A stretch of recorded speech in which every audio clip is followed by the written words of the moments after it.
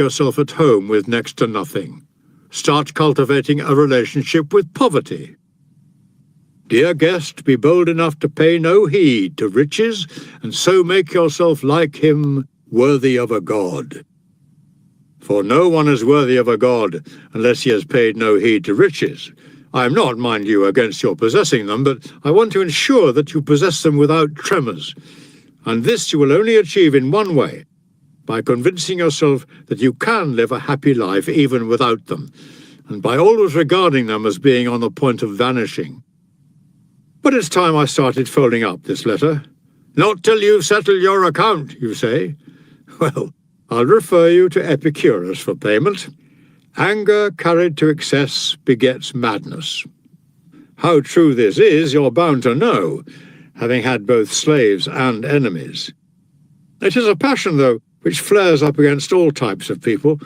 It is born of love as well as hate, and is as liable to arise in the course of sport or jesting as in affairs of a serious kind. The factor that counts is not the importance of the cause from which it springs, but the kind of personality it lands in the same way as with fire, what matters is not the fierceness of the flame, but where it catches. Solid objects may resist the fiercest flame, while, conversely, dry and inflammable matter will nurse a mere spark into conflagration. It is true, my dear Lucilius. The outcome of violent anger is a mental raving, and therefore anger is to be avoided, not for the sake of moderation, but for the sake of sanity. Letter number 26. It's only a short time since I was telling you I was in the sight of old age. Now I'm afraid I may have left old age behind me altogether. Some other term would be more in keeping now with my years, or at least my present physical state, since old age connotes a period of decline, not debility. Put me in the list of the decrepit, the ones on the very brink. However, I congratulate myself, mind you, on the fact that my age has not, so far as I'm aware, brought any deterioration in my spirit, conscious as I am of the deterioration in my constitution. Only my vices and their accessories have decayed. The spirit is full of life, and delighted to be having only limited dealings with the body. It has thrown off a great part of its burden. It's full of vigour, and carrying on an argument with me on the subject of old age, maintaining that these are its finest years. Let's accept what it says, and let it make the most of its blessings. It tells me to start thinking and examine how far I owe this serenity and sobriety to philosophy, and how far I owe it simply to my years, and to investigate with some care what things I really am refusing to do, and what I'm simply incapable of doing. And it's prepared to accept whatever I'm really pleased to find myself incapable of doing as equivalent to refusing to do them. And what cause can there be for complaint, after all, in anything that was always bound to come to an end, fading gradually away? What is troubling about that? Well, nothing, you may say, could be more troubling than the idea of our wasting and perishing away, melting out of existence, one may aptly call it, since we aren't struck down all of a sudden, but worn away, every day that passes diminishing in some degree our powers. Moving to one's end through nature's own gentle process of dissolution. Is there a better way of leaving life than that?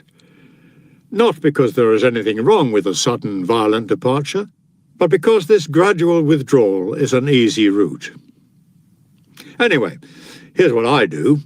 I imagine to myself that the testing time is drawing near, that the day that is going to see judgment pronounced on the whole of my past life has actually arrived, and I take a look at myself and address myself in these terms. All that I've done or said up to now counts for nothing.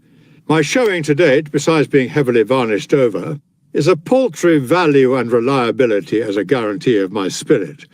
I'm going to leave it to death to settle what progress I've made. Without anxiety, then, I'm making ready for the day when the tricks and disguises will be put away, and I shall come to a verdict on myself, determining whether the courageous attitudes I adopt are really felt, or just so many words, and whether or not the defiant challenges I've hurled at fortune have been mere pretence and pantomime. Away with the world's opinion of you. It's always unsettled and divided. Away with the pursuits that have occupied the whole of your life. Death is going to deliver the verdict in your case. Yes, all your debates and learned conferences, your scholarly talk and collection of maxims from the teachings of philosophers are in no way indicative of genuine spiritual strength. Bold words come even from the timidest. It's only when you're breathing your last that the way you've spent your time will become apparent. I accept the terms and feel no dread of the coming judgment. That's what I say to myself, but assume that I've said it to you as well. You're younger than I am, but what difference does that make? No count is taken of years. Just where death is expecting you is something we cannot know. So, for your part, expect him everywhere. I was just intending to stop, my hand considering its closing sentence, but the accounts have still to be made out, and this letter issued with its travelling expenses. You may assume that I won't be announcing the source I intend borrowing from. You know whose funds I'm drawing on. Give me a fraction more time, and payment will be made out of my own pocket. In the meantime, Epicurus will oblige me with the following saying: rehearse death, or the idea may come across to us rather more satisfactorily if put in this form: it is a very good thing to familiarize oneself with death. Well, you may possibly think it unnecessary to learn something which you will only have to put into practice once. That is the very reason why we ought to be practicing it. We must needs continually study a thing if we are not in a position to test whether we know it. Rehearse death. To say this is to tell a person to rehearse his freedom. A person who has learned how to die has unlearned how to be a slave. He is above, or at any rate beyond, the reach of all political powers. What are prisons, warders, bars to him? He has an open door. There is but one chain holding us in fetters, and that is our love of life. There is no need to cast this love out altogether, but it does need to be lessened somewhat, so that in the event of circumstances ever demanding this, nothing may stand in the way of our being prepared to do at once what we must do at some time or other. Letter number 27. So you're giving me advice, are you, you say? Have you already given yourself advice, then? Have you already put yourself straight? Is that how you come to have time for reforming other people? No, I'm not so shameless as to set about treating people when I'm sick myself. I'm talking to you as if I were lying in the same hospital ward about the illness we're both suffering from and passing on some remedies. So listen to me as if I were speaking to myself. I'm allowing you access to my inmost self, calling you in to advise me as I have things out with myself. I proclaim to my own self, count your years, and you'll be ashamed to be wanting and working for exactly the same things as you wanted when you were a boy. Of this one thing make sure against your dying day, that your faults die before you do. Have done with those unsettled pleasures which cost one dear. They do one harm after they're past and gone, not merely when they're in prospect. Even when they're over, pleasures of a depraved nature are apt to carry feelings of dissatisfaction, in the same way as a criminal's anxiety doesn't end with the commission of the crime, even if it's undetected at the time. Such pleasures are insubstantial and unreliable. Even if they don't do one any harm, they're fleeting in character. Look around for some enduring good instead.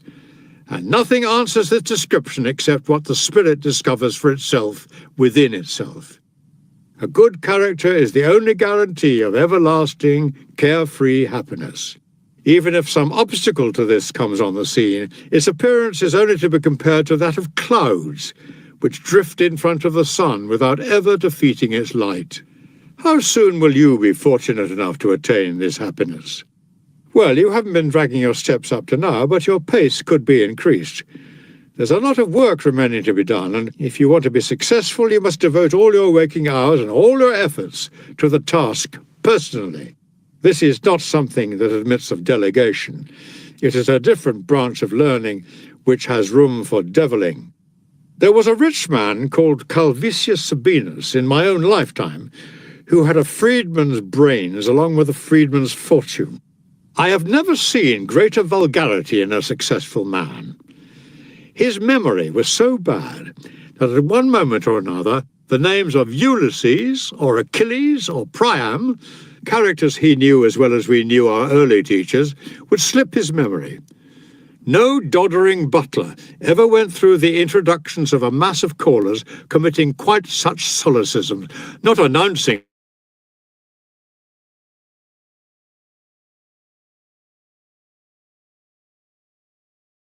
people as I did with the Greek and Trojan heroes. They're a well-read man, and to this end he thought up the following shortcut. He spent an enormous amount of money on slaves, one of them to know Homer by heart, another to know Hesiod, while he assigned one apiece to each of the 9 lyric poets. That the cost was enormous is hardly surprising. Not having found what he wanted in the market, he had them made to order. After this collection of slaves had been procured for him, he began to give his dinner guests nightmares. He would have these fellows at his elbow, so that he could continually be turning to them for quotations from these poets, which he might repeat to the company, and then, it happened frequently, he would break down halfway through a word. Tertullius Quadratus, who regarded stupid millionaires as fair game to be sponged off, and consequently also fair game for flattery, as well as, and this goes with the other 2 things, fair game for facetiousness at their expense, suggested to him that he should keep a team of scholars to pick up